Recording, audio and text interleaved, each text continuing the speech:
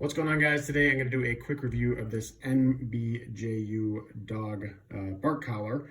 And in this review, I'm going to tell you everything you need to know about this bark collar, and also one thing that I think that you should know before purchasing it. So the dog bark collar itself, it comes with this little bag, which we frankly haven't used. These are just to cover up the little plates that they use to actually administer shock or vibration right here. So it comes with those. It comes with, like I said, the covers of those, replacement ones for those that are also a little bit smaller, and just a way to actually hold everything.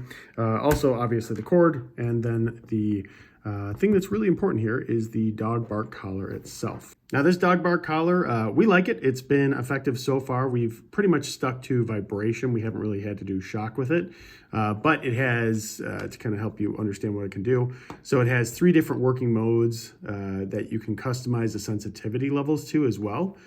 Which is nice. So if you have a big old dog, you might have to do it a little bit more harsh, and if you have a smaller dog, you can adjust it. But it's really pretty simple. You just press this. It's hard to see in the video here, but you just press this M button here, and you can adjust. This is the sensitivity, so it basically detects how sensitive it is for when your dog barks, when the actual collar should be administered, and then we have next is, this is for the vibration, how strong you want a vibration. It goes all the way up to level 7. And then here, the last one is the actual shock itself. So this works pretty well. The thing I like is you can actually do sequences with it too. So you can basically have it, when they trigger it, it can beep and then vibrate, or it can beep and then shock.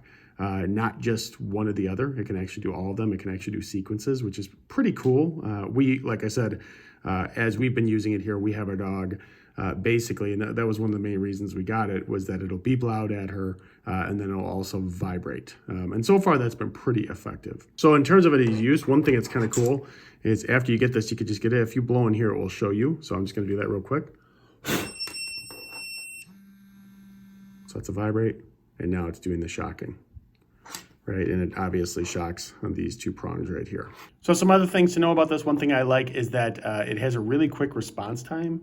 So they say, I had to look in the listing, but it says 0.1 seconds. So basically your dog barks, within 0.1 seconds, it will go through whatever sequence you want, right? For us, that's beeping and vibrate. So our dog learns real quick, hey, that's not okay behavior, right? And I like that, how they have a quick feedback loop. In addition to that, the other thing that I really like about this, which I think is nice, is that if it's activated 5 times in a row, and this is big for if you have a bigger dog with the shock on, you need that sort of thing. If it's activated 5 times in a row, it will actually shut off for a minute.